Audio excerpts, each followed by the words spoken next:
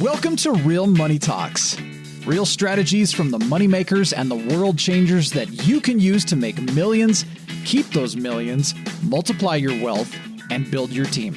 Here's your host, author of 5 New York Times bestsellers, money expert on Dr. Phil, CNN, CNBC, The Street TV, Fox News, and The View, Loral Langemeier.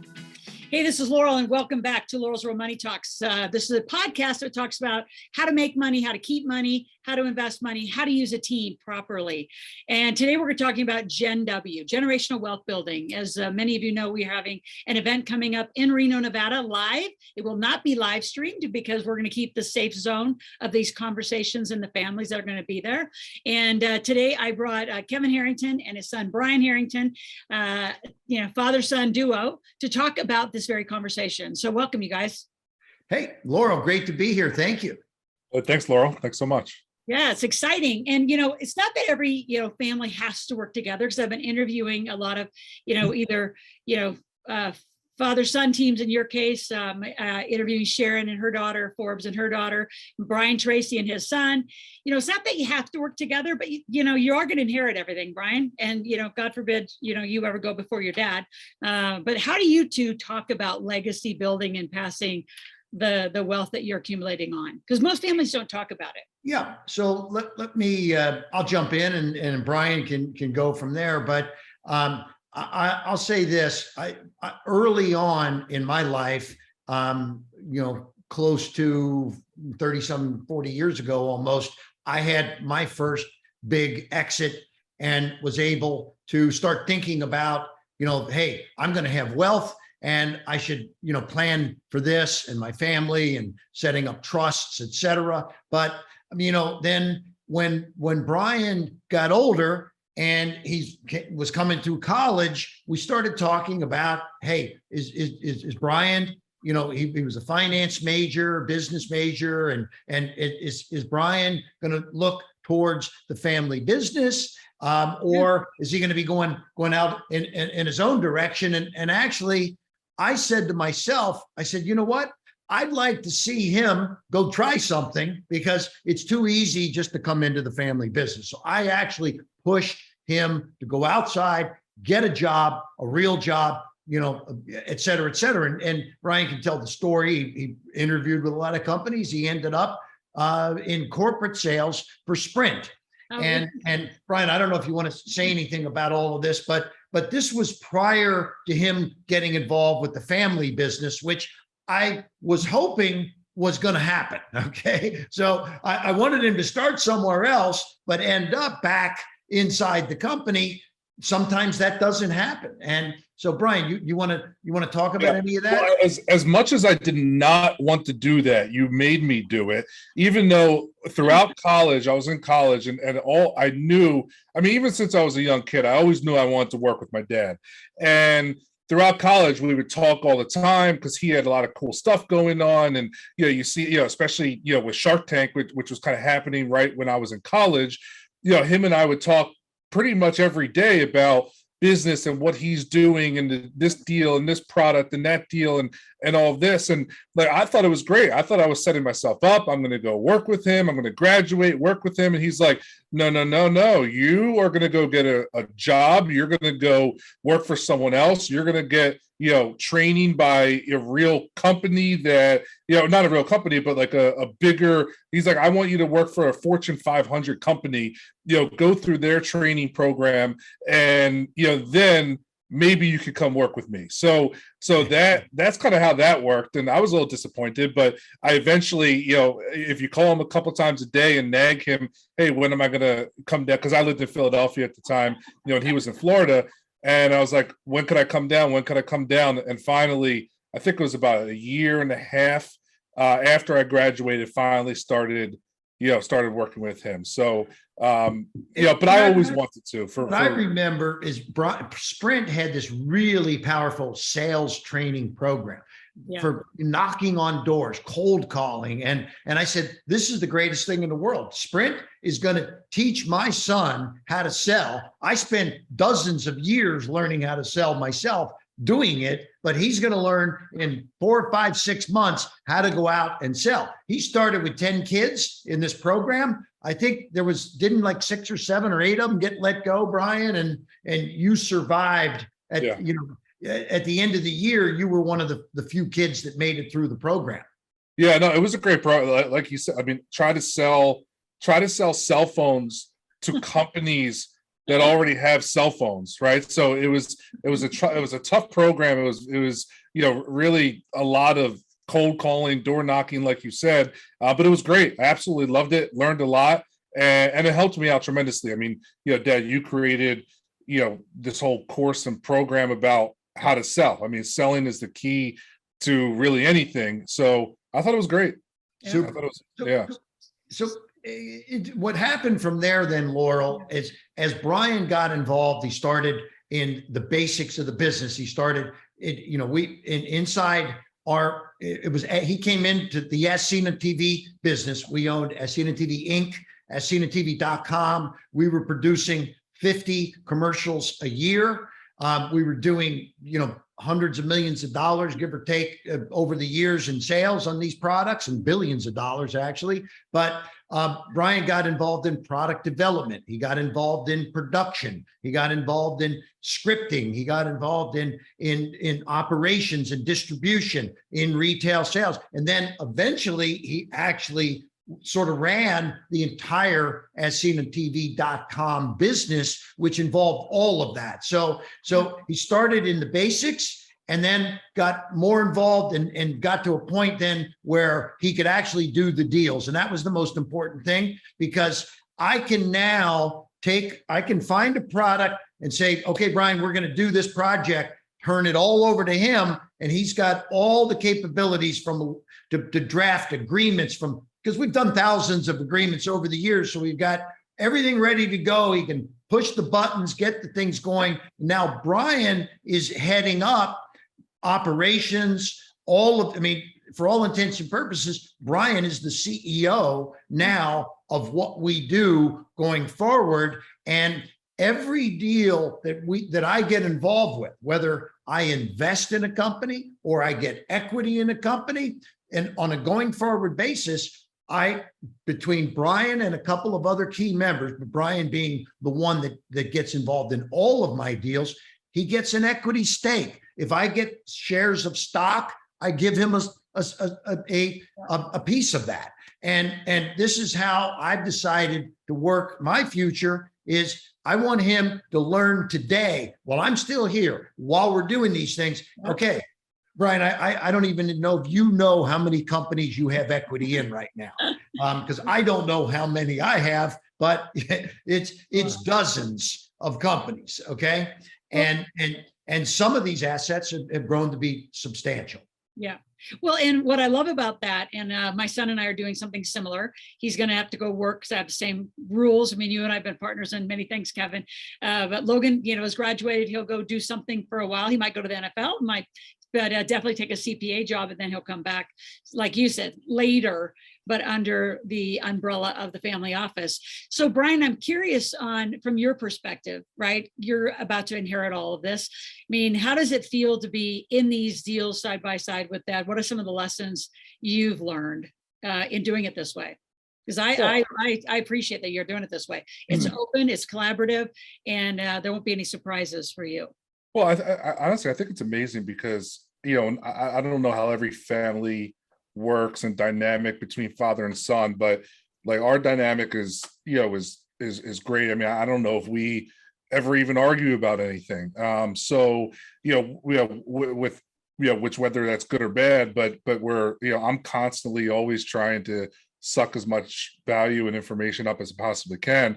And it was interesting because like when COVID hit, for example, obviously the world changed, and that was kind of a point in time, where Kevin, my dad here, he's like, I'm just going to take it a little bit easier, because before he was traveling every other week, or not every other day, it seemed like he was going around the world and speaking and meetings and events and trade shows and this and that. And it kind of gave an opportunity, for us to change your model, change what we do a little bit, and for him also, and I don't think he would say this right now, because I think, after the post-COVID world now is kind of, back to traveling all over the place a little bit, but not as much as before. But like, we changed our systems up a little bit where, Kevin just mentioned, like, he doesn't even know all the deals that we have equity in. Like, I'm kind of the keeper of the shop right now, more or less, right? So, it's not just me. We have a great team and support staff and all of that, but really, like, where all the bodies are buried, so to speak, like, it kind of all goes through me now, right? And which is good because from a generational perspective, like you're saying, it's I've been in that situation to really learn and to understand how to do things, how we set up our entities, our investments, our portfolio, our deals and our companies that we're involved with, how we take risks, where we take risks, where we don't.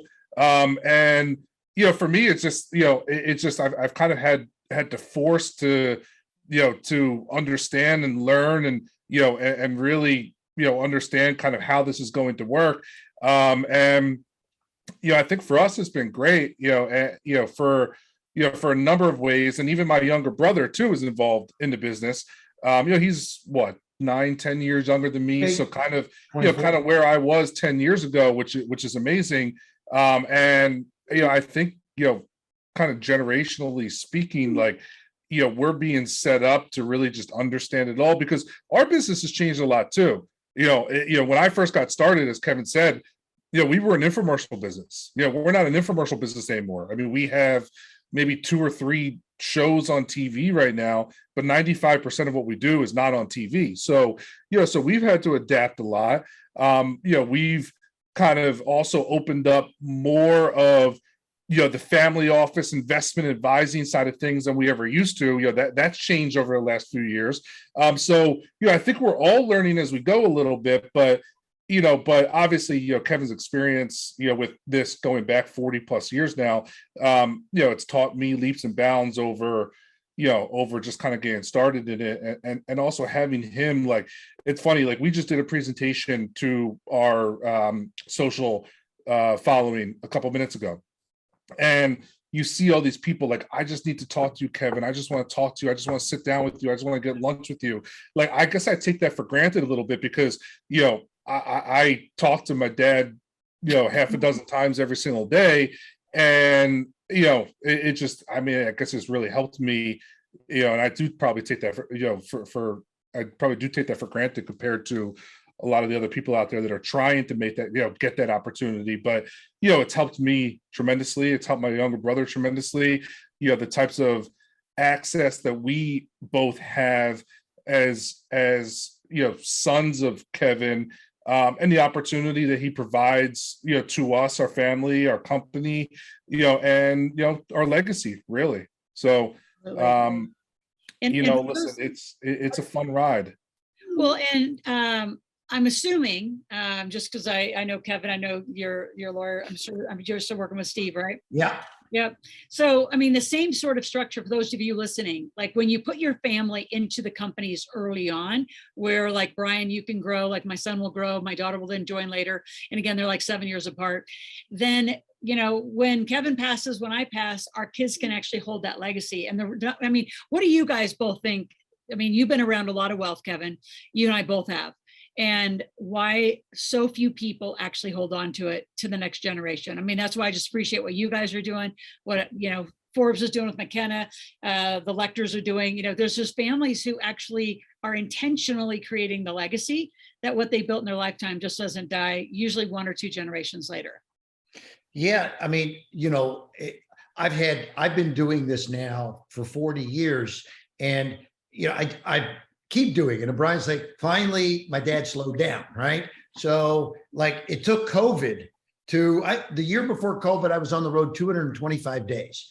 The year after COVID, 10 days. So I said, yes, I need to make a change. And the change was not me just doing it all, because I felt like, okay, I got to go. they want me in Dubai, they want me in Korea, they want me here.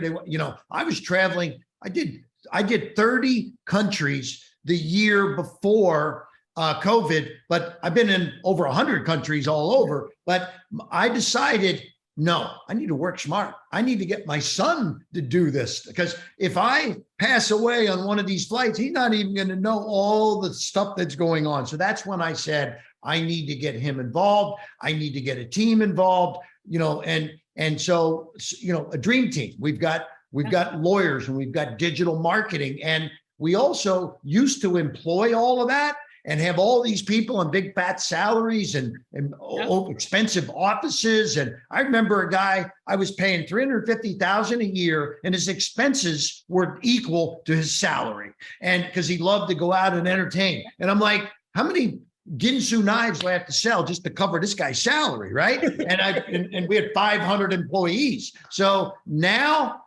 Brian's working out of his home. I'm working out of my home. Loral, I don't know if you still have your office up there, but I sold my big office. I just have a very small little warehouse office. There you go. So we've all kind of said this, I want, Brian to be here. And my younger boy, he's 24. He's involved he works for Brian. He reports to Brian. So I think this was important for me to kind of turn it over, because Brian said he's sort of the guy that runs the show now. So and I think communication is so important too, right? It's having, probably with anything in life, whether it's relationships or family or business or whatever. I think just communication is very important, and being open, honest, and and understanding, like I said earlier, like where the bodies are buried, in a good way. But and like how, like, and where it all is, what it all means, how to plan, how to operate, and I guess, like, listen, there's probably things we could probably get better at also ourselves, but having disaster plans put into place, and and whatever. But I think communication is very important also. It is. And what's both of your opinion? I want to hear kind of both from different perspectives. Why do you think so few people and families? I've been leading this whole millionaire conversation for 20 something years. So our family, grew up in it. My kids had businesses at 4 years old. Why do you think so many families don't talk about money or business at all? You wanted to be a part of it, Brian. I didn't know that Logan really wanted to be a part of it until just this last year or so. But why do you think so few families talk about it? Even if it's like from a Shark Tank perspective, Kevin, money's just not talked about. Business is more talked about, but money's not talked about. I think it becomes a touchy subject. Sometimes so many people, God bless some of the people that I've done business with, but like Billy Mays was a very successful guy. He never planned for his death. And he had a 25,000 square foot home and a couple of Rolls Royces and money and all kinds of stuff, but he had no will, he had no planning. I think some people are afraid of it. They don't think, it's like, well, maybe I'll wait till they get sick, to think about my estate planning and all of that.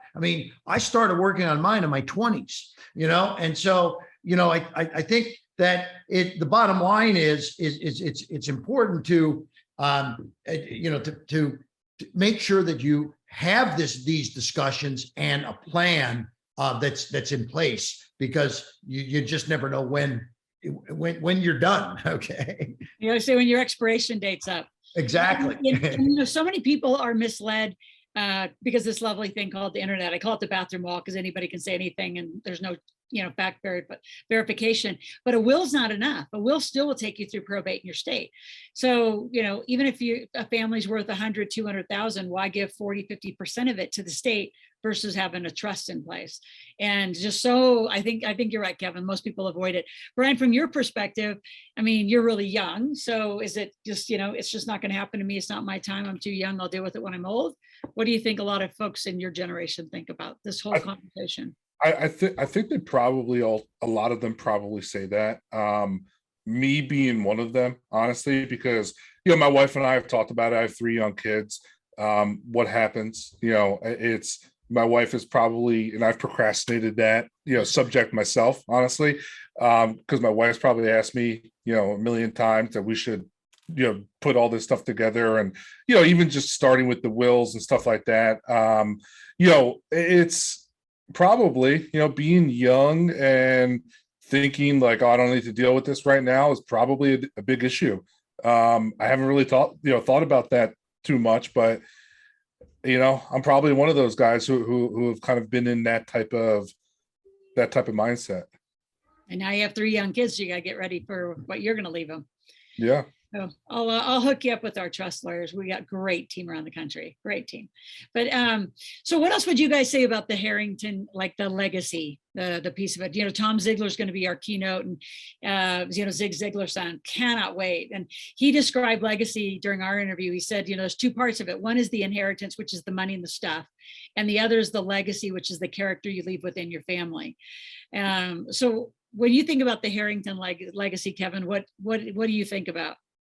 Well, I think, I'm an entrepreneur, and people have called me the entrepreneur's entrepreneur. And I was one of the founders of the Entrepreneurs Organization. It's the largest network around the world of entrepreneurs. I'm speaking, by the way, EO is getting me very involved in many of their events and chapters around the world, just because this is 1987 when I founded it. So I think the legacy I want to live is an entrepreneurial legacy that is empowering my kids to family and kids to continue with this, and empowering entrepreneurs. And when you think, what is Shark Tank? It's taking pitches, investing money in entrepreneurs' businesses, and I just feel that was a perfect tie-in for me to become a shark and have a couple seasons, 175 segments on television. These things just keep rerunning over and over on all the national CNBCs and national cable networks. And so I just believe that it's sort of the handing off of the baton to the kids and Brian to take it and run with it, to support the entrepreneurial community in a going forward basis, as I feel that is so powerful to my legacy. Yeah, it is. Yeah. I mean, I agree with that, because the money is one thing, the portfolio, the assets, all of that's one thing, but Tom Ziegler, a great example, such an amazing man, as and we've known Tom for a number of years. Yeah. Such a smart guy. Love to listen to him talk, love to get advice and stories from him. And what he's been passed down from his dad, Zig, is so amazing. And I think that, when it comes to us, like, we get thousands of inquiries every single month of people looking for help starting their business. And that's kind of what Kevin's, saying right there is, if the entrepreneur's entrepreneur needing help, thinking about how to build, start, grow, scale, whatever, a business. And that's, I think what people think about Kevin, and us about, right? So I think that's an important thing for us, long term. Yeah, it's a beautiful legacy, and an important one that you guys keep talking about. So I appreciate you both, your time. I know we've got to wrap this up. I'd love to come back at another time. And, Brian really talked to you about, your kids, Kevin's grandkids, and how this legacy is going to continue, because I think it's an important conversation that families just start talking about. So I appreciate you guys both just, sharing your side of that with the world as we post this out on our podcast. So there you have it. You have the Harrington legacy beginning to have the conversation out loud here on our podcast at Loral's Real Money Talks. So if you have any questions, have any requests that you want, go to askloral.com. That's where we have our calls to action from this show. And if you're curious about the Gen W conference, it's genwealthconference.com. It's in Reno, Nevada, October 26th to the 28th. 2022. It will be highly recorded and brought back out on an encore following up with the event. It will not be live streamed, so get your tickets today. And now we're running kind of a 2-for-1 special right now. So if you click on a link below, genwealthconference.com, call our office, talk to Terry. I'll see you October 26th. Let's continue this conversation about what your legacy is going to be.